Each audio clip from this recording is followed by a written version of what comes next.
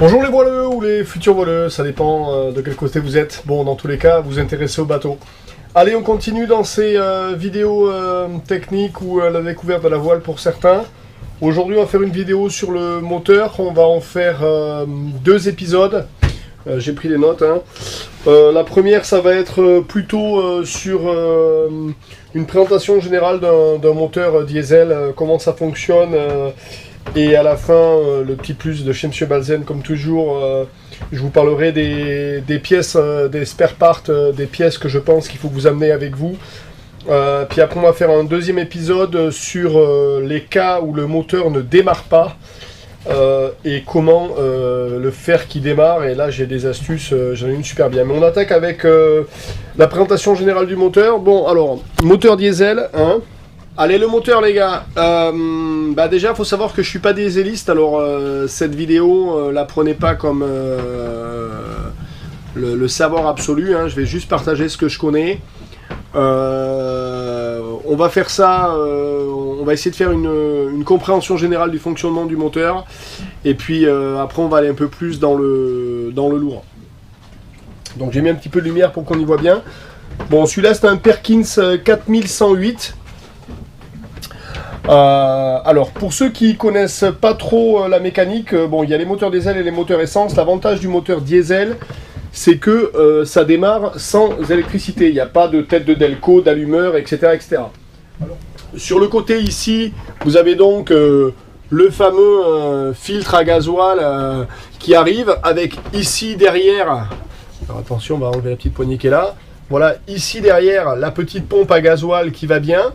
Donc pour faire simple, quand vous tournez la clé et que le moteur commence à tourner, ici à l'intérieur du bloc, il y a un petit doigt qui bouge très très vite avec les rotations du moteur, et lui il pompe le gasoil. Donc ça passe dans le filtre, c'est pompé. De là, ça part directement à la pompe à injection. Donc la pompe à injection, elle est de l'autre côté. Attention, on y va. Voilà, ça part à la pompe à injection. Donc la pompe à injection, c'est cet animal qui est juste ici.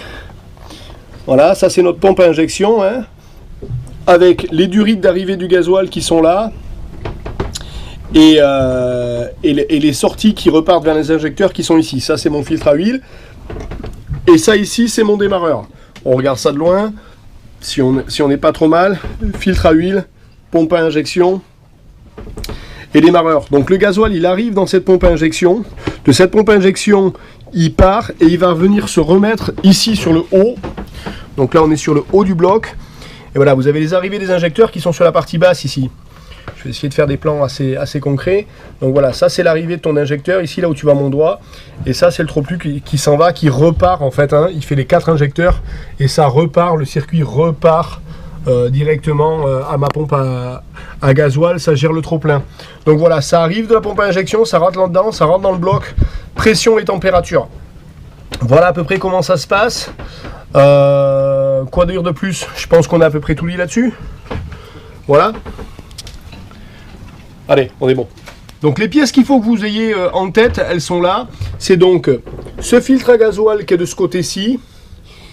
Ici, cette partie-là, c'est votre arrivée d'air du filtre à air. Là, vous avez le fameux alternateur qui va vous faire l'électricité.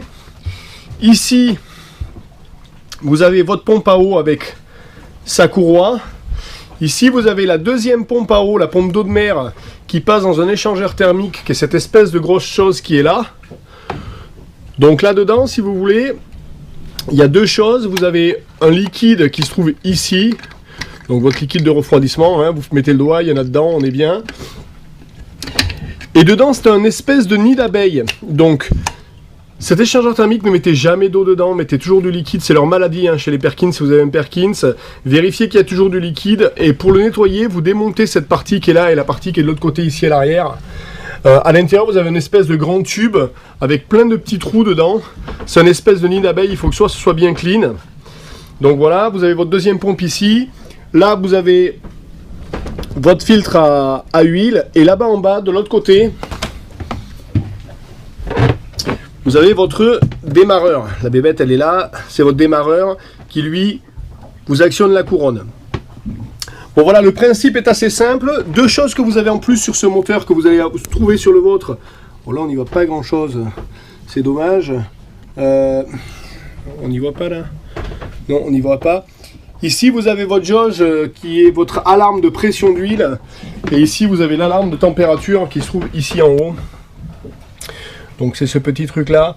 Les deux sont montés en série. Si vous n'avez pas la température qu'il faut, ou si, si la température monte trop, ou si la pression d'huile n'est pas là, ça vous met le fameux bip que vous avez au démarrage. Vous savez, quand vous tournez la clé, ça fait bip. Après ça démarre. Si vous entendez ce bip pendant que ça tourne, c'est dû à ça. Donc voilà, grosso modo, c'est les éléments basiques du moteur. Voilà, donc vous tournez la clé, ça fait tourner le démarreur il entraîne la couronne, ça fait bouger tout le système qui est là, ça fait marcher la pompe à gasoil, ça passe par le filtre, ça va à la pompe à injection, elle renvoie ici dans les injecteurs, et les injecteurs, ça rentre. Pour faire simple, un moteur gasoil, s'il y a de la compression et qu'il y a du gasoil qui arrive, et qu'il n'y a pas donc de bulles d'air, d'eau dans le gasoil, normalement ça doit démarrer. Donc vous ne trouverez pas un problème d'électricité, vous ne trouverez pas quelque chose comme ça sur un problème à gasoil. C'est toujours un problème de qualité du gasoil, de bulles d'air dans le gasoil, ou du gasoil qui n'arrive pas, fuite de gasoil, ou un démarreur qui ne démarre pas. Bon, on verra ça plus tard.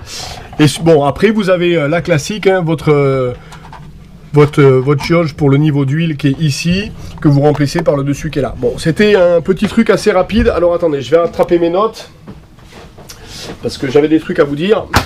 Alors, on y va. Ouais, votre niveau d'huile. Alors quand vous faites votre niveau d'huile, les garçons, bon, vous le savez, c'est juste pour faire un petit rappel.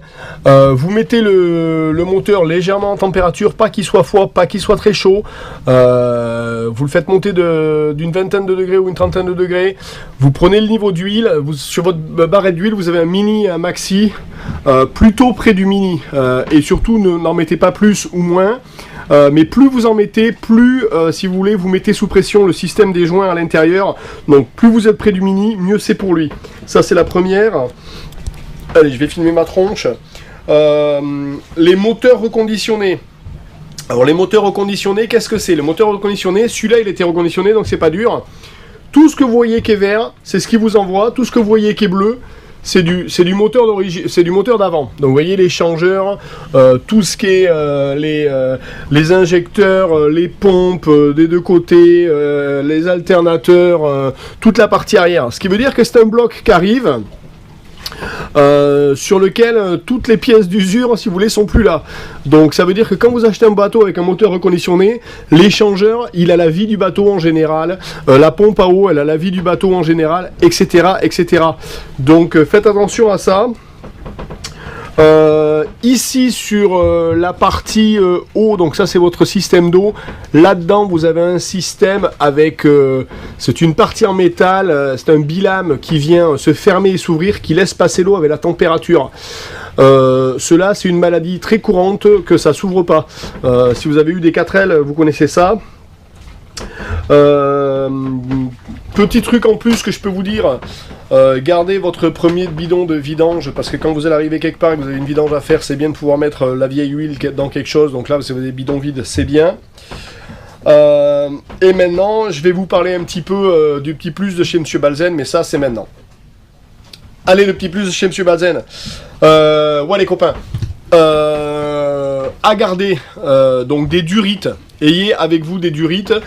T'es en mer, t'as un pépin avec une fuite, il faut que t'aies des durites de rechange, ça coûte rien, ça se met facilement dans un des coffres, donc ça c'est un truc à avoir avec toi. Collier, pareil, il faut que t'aies des colliers de toutes les tailles là, il faut que t'aies des colliers de rechange, il faut pas que tu sois emmerdé avec ça. De la pâte à joint haute température, donc ça c'est un truc que je vous recommande aussi. Vous avez la pâte à joint haute température, il y a une fuite quelque part, tu mets de la pâte à joint haute température, ça va tenir le temps que tu arrives quelque part et que tu puisses dépanner. La courroie, ouais, cette courroie là, il y a une courroie de rechange, même si ça marche si tu mets une ficelle, c'est bien d'avoir une courroie de rechange. Pareil, filtre à gasoil, filtre à huile, ça absolument important. Et c'est à peu près tout ce que je vais te dire de prendre de pièces en spare. Parce qu'après c'est sans fin. Tu peux te dire tiens je vais prendre une pompe à eau, puis je dis tiens je vais prendre un autre démarreur, et puis un autre alternateur, et puis des injecteurs de rab, et puis c'est sans fin. Moi c'est ce que je trimballe grosso modo, et jusque là ça se passe pas trop mal. Bon après du liquide et de l'huile bien entendu. Allez, je vous donne vraiment le gros plus de chez Monsieur Balzen. Celle-là, vous l'avez certainement pas trop entendu, et je vais vous en faire cadeau.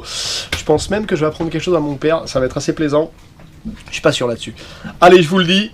Donc là, vous avez l'arrivée d'eau de mon moteur. Vous voyez, donc ça, c'est mon passe-coque qui va directement sous le bateau. Ça part, ça monte dans le filtre qui est là derrière, et de là, c'est pompé dans le système. Si pour une raison quelconque, il vous arrive, comme sur la traversée qu'on a fait, d'avoir de l'eau dans les cales, etc., et que votre circuit électrique s'arrête, votre pompe de cale marche pas ou quoi que ce soit, vous avez dans l'eau dans le fond des cales du bateau, il faut la sortir, et tu as la pompe à main, là tu batailles pas mec, tu déconnectes ça, tu fermes ton passe-coque. Là, tu as préparé, un connectique qui te permet dans ton fond de cale. Alors moi j'ai un tuyau qui est préparé avec un embout qui va là-dedans. Tu mets ton tuyau dans ton fond de cale. Hop, je me casse la gueule. Tu mets ton tuyau dans ton fond de cale et tu démarres ton moteur. Lui, tu mets quelqu'un en bas qui est sûr qu'il tient le tuyau, que ça aspire bien la flotte qui est dans le fond de ta cale. Et lui, il va aspirer, il va faire le job, il va te virer toute la flotte que tu as dans la cale. Donc ça, c'est un plan B de l'ultime, voilà, il faut faire partir l'eau qui est dans la cale, même si tu vois, tu as un gros truc, ta pompe à eau, elle n'arrive pas à faire face, tu mets ta pompe à eau, enfin ta pompe de cale sur on, tu prends ton tube de moteur, tu le mets là, et bam, ça aspire, et tu vas vider ta cale. Ça voilà, vous n'allez pas trop le lire dans les revues, mais c'est un truc, ben voilà, c'est ça de devenir Patreon sur le YouTube channel de Steph. On essaie de partager ces petits moments de régal. Voilà, elle n'était pas très longue cette vidéo sur le moteur. Je voulais en faire une pour que les gens comprennent à peu près comment ça marche. La deuxième, on va faire sur les troubleshooting, où je vais vous expliquer pourquoi ça démarre pas et surtout comment on fait que ça démarre. Donc voilà les amis. Allez, bisous. Ciao, ciao.